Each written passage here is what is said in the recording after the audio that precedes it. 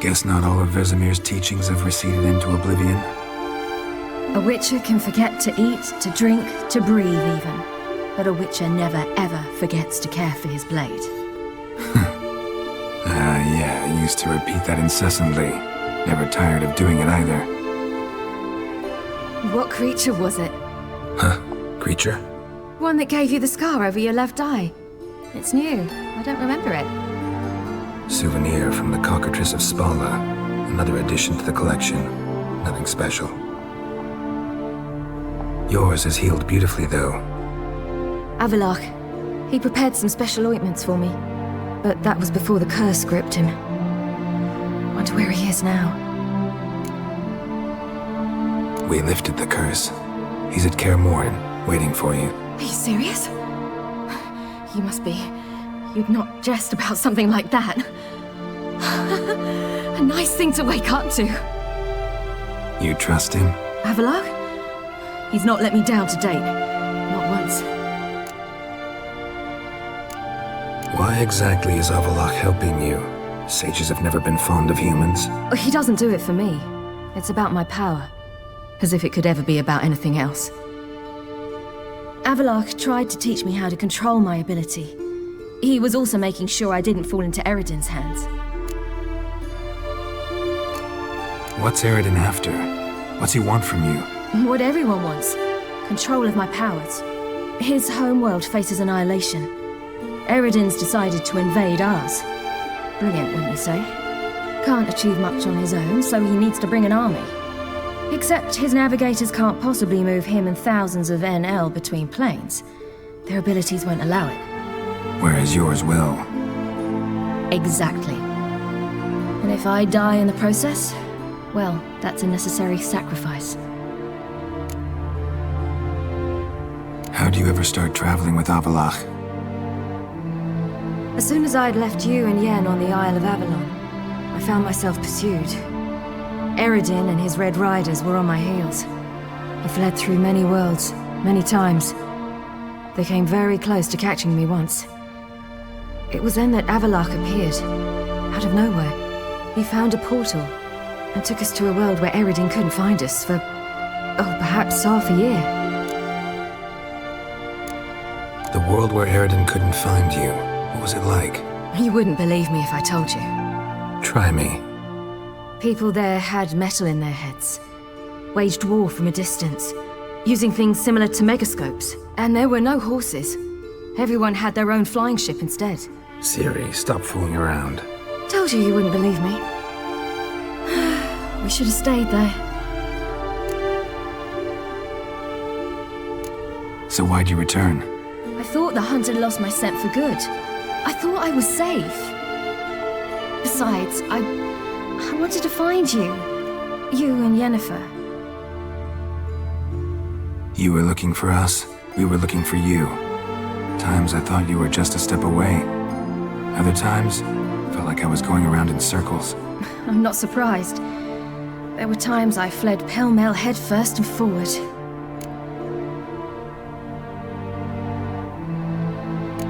So tell me how it happened, step by step. Eredin located us mere moments after we landed on Ard Skellig. Soon after, he and his riders surrounded us. I thought it was over, the end. Turned out Eredin had other plans. He produced the phylactery, uncorked it. A fog enveloped us, and Avalach began gasping for air. That's how Eredin cursed Avalach, triggered his transformation into Uma? Yes. He didn't wish to kill him. Humiliation, that's what he was after. But Avalach refused to succumb without a fight. He cast a spell that wrought havoc in the hunt's ranks. And in a full half of a forest on Ard Skellig. Yet it also gave us time to flee. Avalach opened a portal. I leapt in. He was supposed to follow right behind me, but something went awry.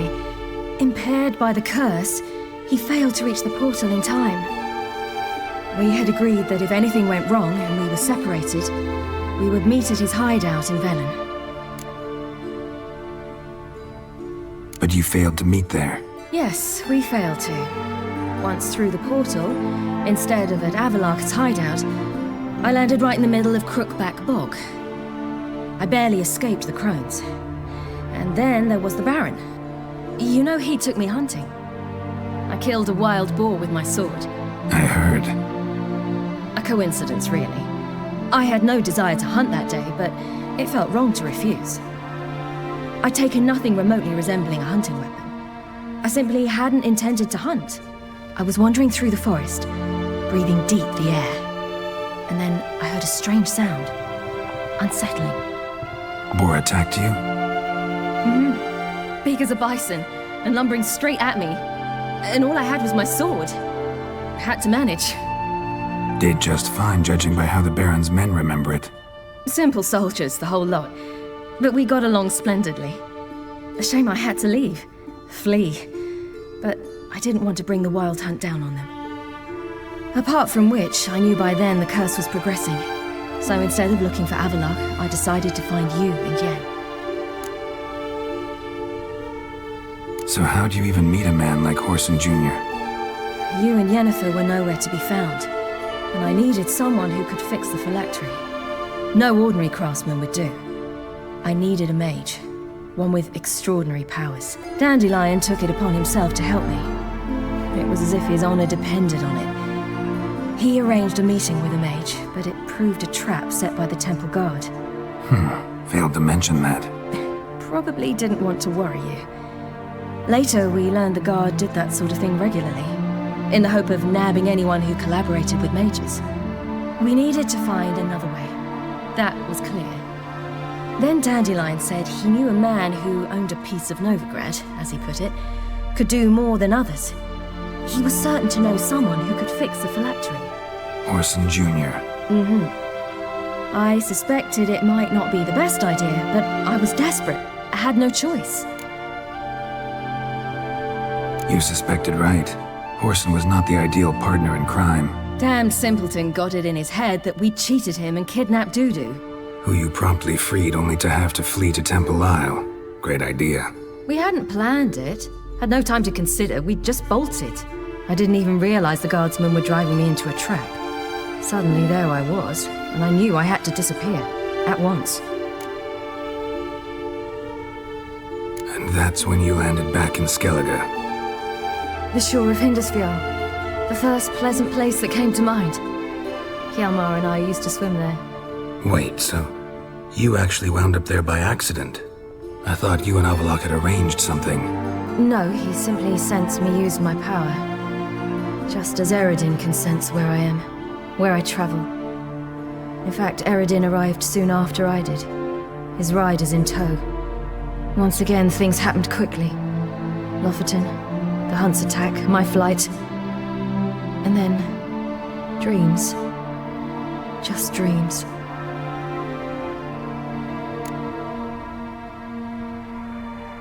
What did you dream? I've had nothing but nightmares lately. Pretty horrible. Likewise, for the most part. In one, a monster grown from a stillborn child chased you.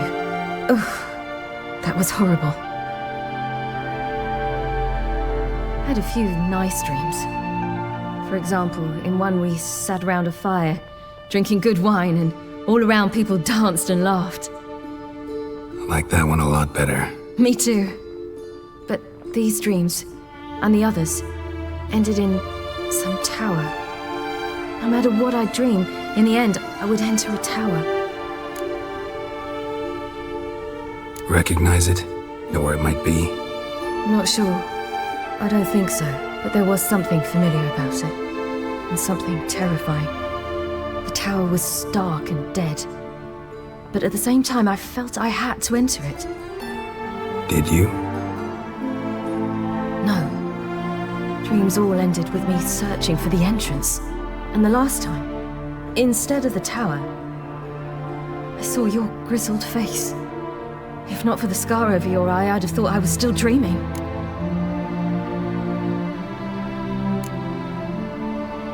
I was afraid you were dead. Found some dwarves here. Said they'd try to wake you, but you were cold as ice and you weren't breathing. And yet you came in. Who listens to dwarves these days? Speaking of which, they're probably getting antsy. We should go. Got a boat on the beach. Once we land, we'll head for Kaer Morhen. On horseback. Right. Conventional means of travel. They're just better. Though a portal would be quicker. And draw Eredin to us immediately. Rather not risk it. Besides, I hate portals.